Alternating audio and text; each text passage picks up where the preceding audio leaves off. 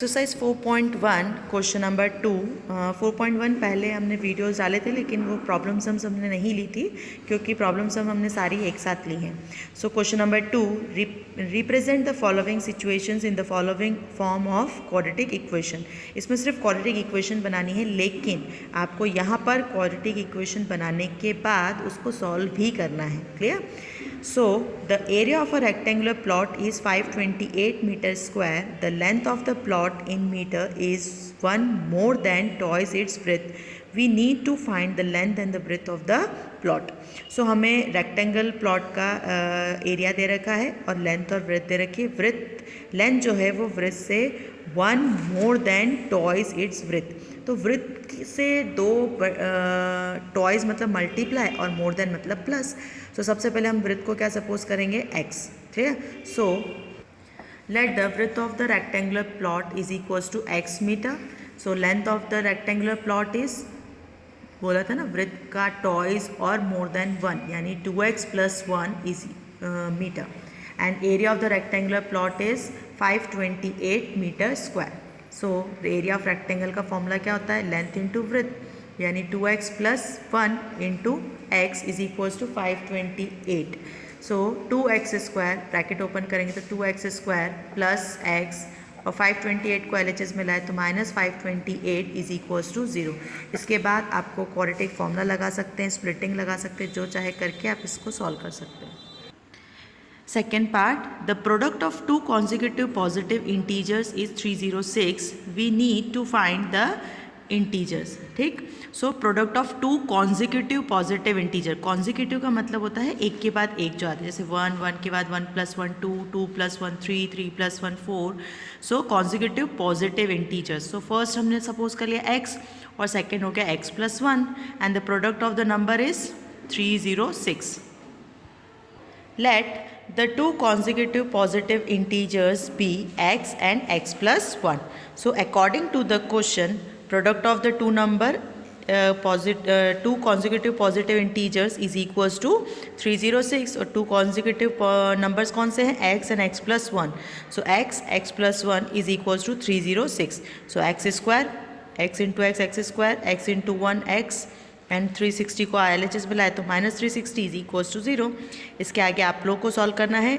आपके पास ऑप्शन है, आपके पास मेथड है कि और क्वाड्रेटिक इक्वेशन का फॉर्मूला लगाइए या स्प्लिटिंग से सॉल्व करिए, जो भी है आप लोग को। जो नेगेटिव आएगा उसको रिजेक्ट करना है क्योंकि पॉजिटिव इंटीजर्स बोला है, इसलिए अगर नेगेटिव आंसर आता है कोई भी, टेकिंग पॉजिटिव और टेकिंग नेगेटिव या जो भी, एक्स के 2 ज़ीरोज़ निकलेंगे, 2 फैक्टर्स आपके आएंगे, रूट्स आएंगे। अगर एक नेगेटिव आता है तो उसको रिजेक्ट कर दीजिएगा क्योंकि कॉन्जिक्यूटिव पॉजिटिव इंटीजर्स बोला है, और जो पॉजिटिव आएगा उसको ले लीजिएगा। ठीक है? सो ये आप लोगों के लिए होमवर्क है। Next third part, Rohan's mother is 26 year older than him. Rohan की मदर जो है वो उसकी एज से 26 ईयर ओल्डर है यानी 26 ईयर बड़ी है। The product of the age in year 3 years from now will be 360.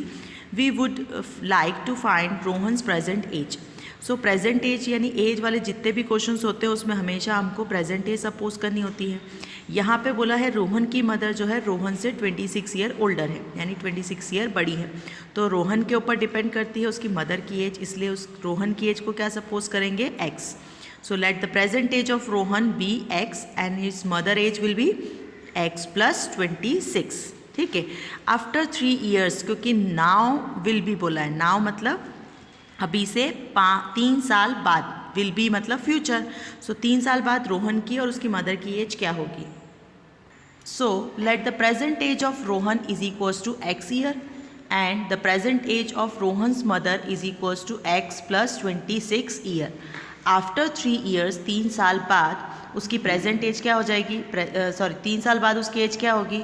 तो अभी उसकी एज है x, 3 साल बाद यानी 3 में प्लस x प्रेजेंट में 3 प्लस कर दीजिए। जैसे आपकी एज फ़िलहाल अभी 15 है तो 3 साल बाद कितनी होगी? 18। 15 + 3 same age Rohan's age will be x + 3 years and Rohan's mother's age will be x + 26, उसकी प्रेजेंट थी +3 यानी x + 29 years। According to the question बोला था product of the age is 360।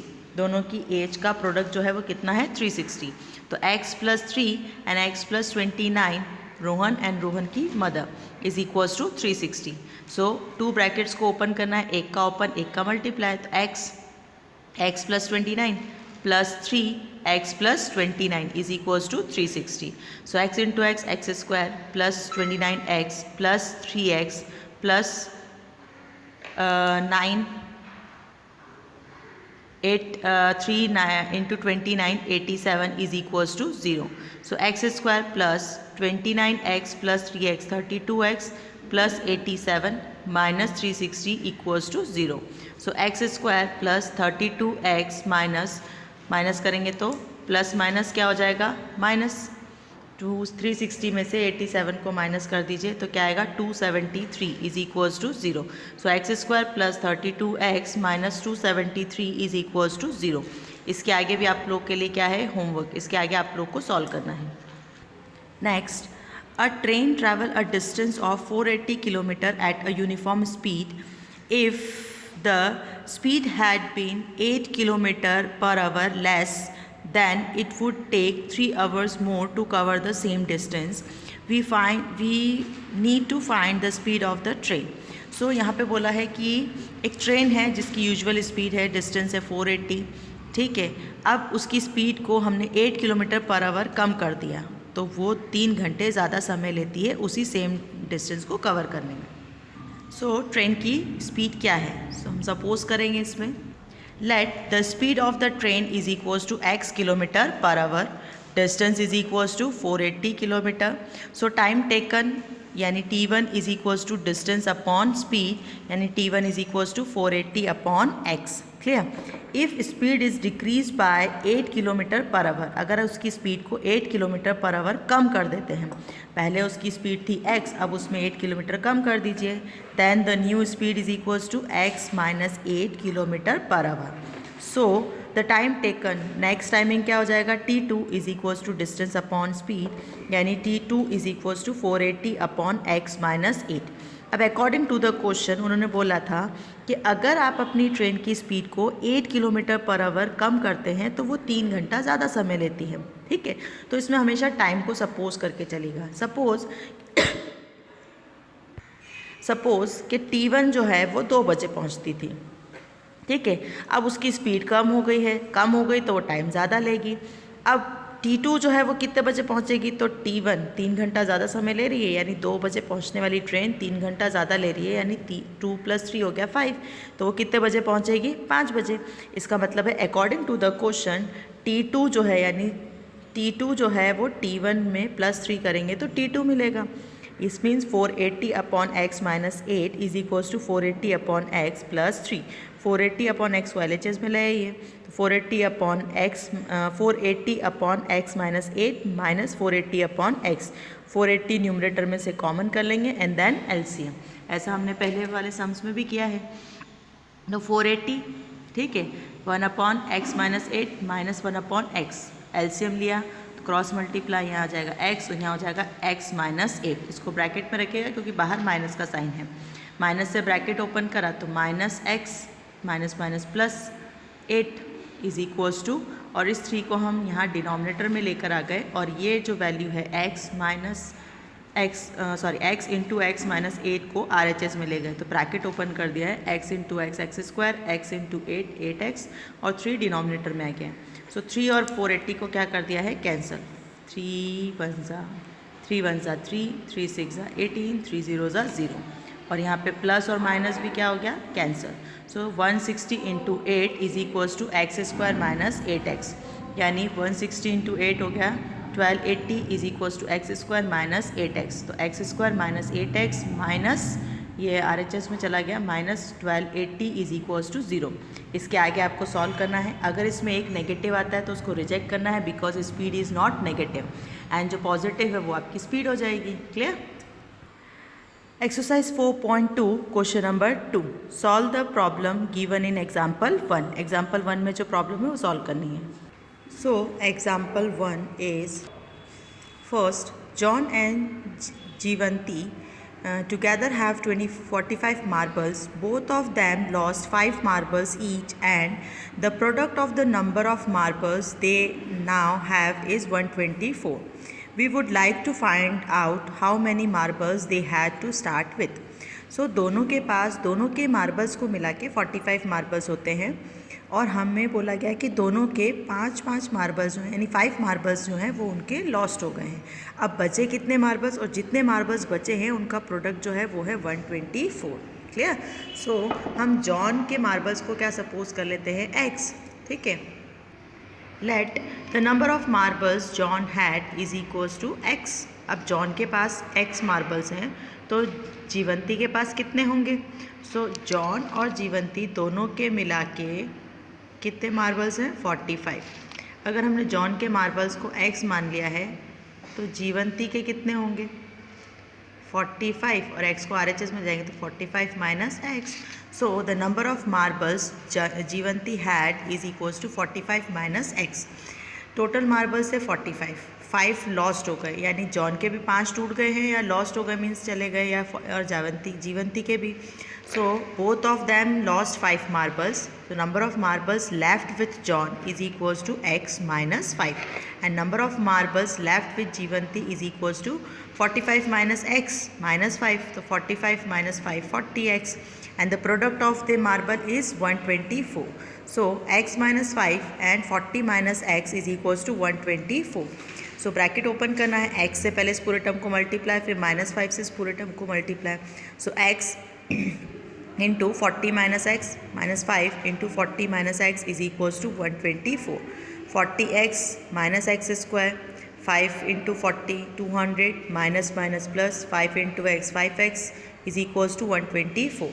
So 40 plus 5 45. ठीक है. इस पूरी टर्म को हम RHS में लेके गए. सो नेगेटिव से पॉजिटिव, तो माइनस का प्लस एक्स स्क्वायर, 45 40 और 5 45 प्लस का RHS में जाएगा तो माइनस 45x, 200 प्लस का हो जाएगा, and 124 is equals to 0. So x square minus 45x plus 324 is equals to 0. अगर इसकी स्प्लिटिंग करें तो 9 इंटू 36 324, और 9 plus 36 45. So x square minus 9x minus 36 plus 324 is equals to 0. So x common किया first term से, तो x minus 9. Last 2 terms में से माइनस 36 कॉमन किया, तो 36 कॉमन किया तो यहाँ बचा x, और 36 के टेबल में 9 टाइम्स आता है 324. माइनस कॉमन है, माइनस माइनस प्लस, तो x माइनस 9 और x minus 36 is equals to 0. It means x minus 9 is equals to 0, x is equals to 9. x minus 36 is equals to 0, तो x is equals to 36. ठीक है.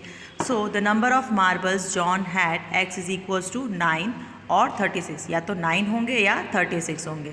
अगर 9 marbles हैं John के पास, तो जीवंती के पास कितने होंगे, 45 माइनस एक्स, यानी 45 माइनस 9 36.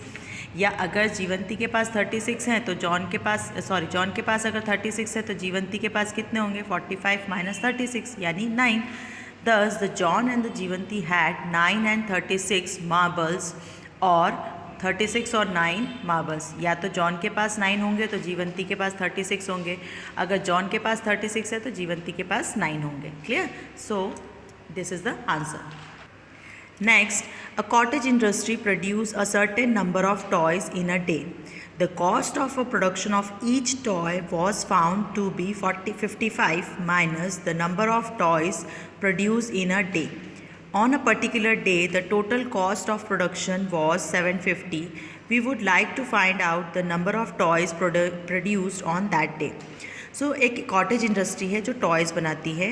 एक दिन में जितने टॉयज़ बनाती है उसकी जो कॉस्ट रखी गई है वो किस हिसाब से रखी है कि जितनी कॉस्ट उस एक दिन की जो कॉस्ट है टॉय की वो 55 में से जितने नंबर ऑफ़ टॉयज़ उन्होंने पर डे बनाए हैं उसको माइनस कर दिया. सपोज़ मान लीजिए उन्होंने एक दिन में 10 टॉय बनाए, तो एक टॉय की कॉस्ट उन्होंने क्या रखी, 55 माइनस 10 यानी 45 रुपीज़ एक टॉय की कॉस्ट.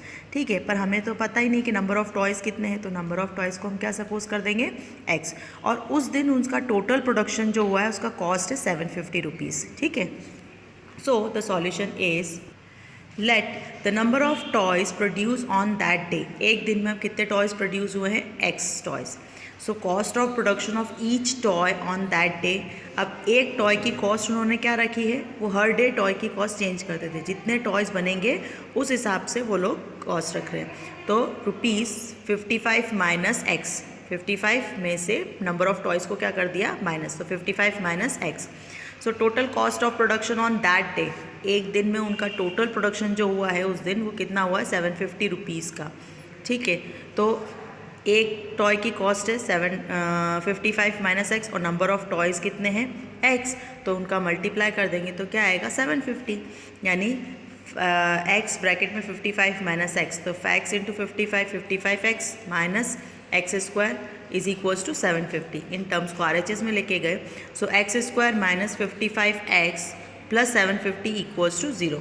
इसके बाद आपको क्या करना है, सॉल्व करना है और वैल्यू फाइंड करनी है। अगर इसमें से एक नेगेटिव आती है तो रिजेक्ट कर देंगे, क्योंकि प्राइस जो है वो नेगेटिव नहीं होती है, नंबर ऑफ़ टॉयज़ भी नेगेटिव नहीं होते हैं।